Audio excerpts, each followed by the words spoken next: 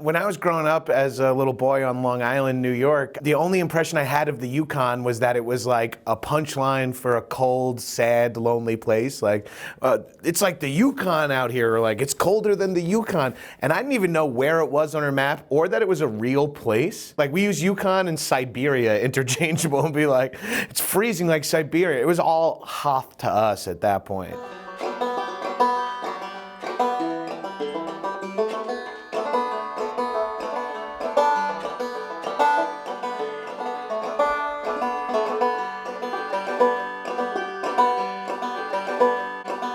It doesn't make sense for all of us to live here. It's a crazy frozen wasteland. In this weird small town where everybody kind of knows each other and it's dark all the time and then sometimes it's light all the time, I think everybody goes just a little bit crazy. Just because we're in this like really cold, barren place doesn't mean that you can't find funny in that. If anything, it makes it funnier. A lot of people want to see comedy. I think in the North, people need to see comedy. To have somebody come up who's new to the Yukon, see our potential and go, no, you guys are funny enough, let's build a festival. Yeah, that was very incredible.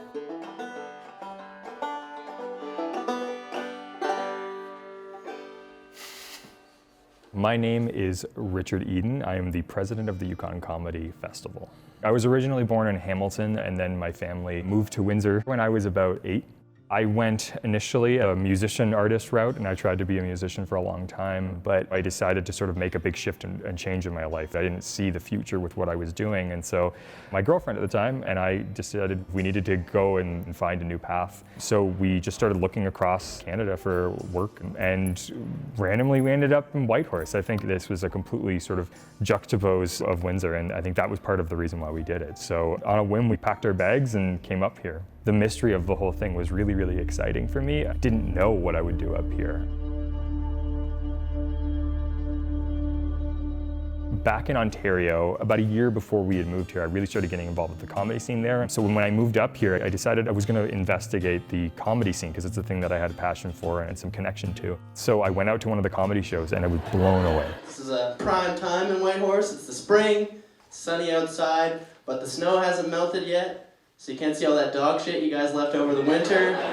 It's beautiful. It's beautiful right now. Okay. People here are looking for laughter. They're looking for entertainment, and they want to have fun. And some of the best audiences I've performed for have been here. And I think people here generally respond well to comedy. And you kind of have to have a sense of humor in a place where it gets to like -40 and you step outside and your handle of your door breaks off because it's so cold. You gotta be able to laugh at that sort of thing. What are we even doing here? Like, the air hurts our face.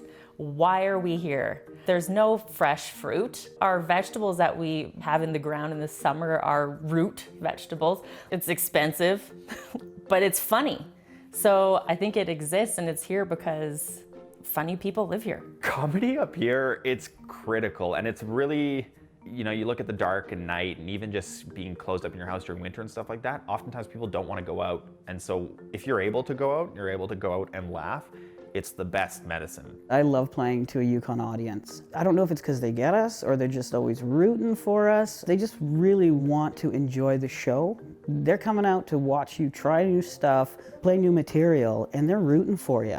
They'll let you know if you suck, though. They will, yeah. But I don't have a regular double chin. I wish I had a big old double chin so that everybody up in the balcony could see it better. But mine's starting to wrinkle weird, right? Like, I used to hate it, but now I like it. Like, we just flew to Mexico and back, and I slept on the thing. It was awesome.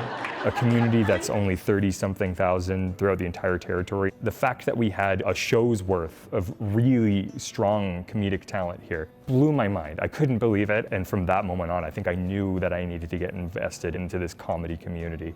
So I talked to my wife about it, and she immediately said, there was this guy, George, he's been doing comedy here forever, you should connect with him. We started the comedy scene in 2005. Myself, Anthony Trombetta, Mike Ellis, and Chris McNutt.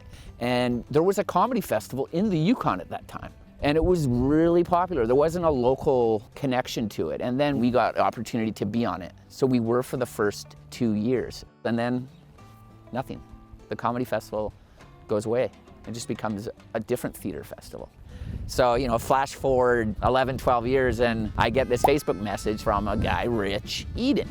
I assumed he was looking to get on, to do comedy. I sat down with George, and I think that he wanted me to try to do comedy, and I was like, I don't want to do that. I want to start a comedy festival.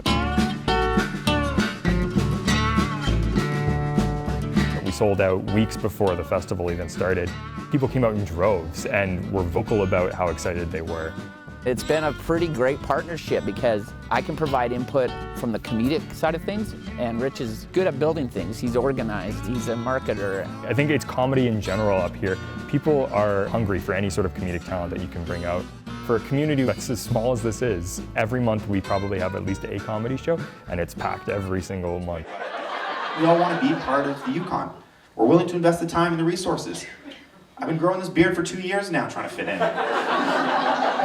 You know, if you're in Edmonton or down in Vancouver, you're fighting for minutes, right? You can't get up there and do a 7-minute set on a Thursday or whatever, right? Like up here, usually they'll say, okay, do you have 7 to 10 minutes? And you're thinking like, holy man, last time I only had like a couple, like I need to find new material. So it's great that you get a lot of exposure, but You kind of run into there not being a lot of shows or a lot of opportunities to get on stage.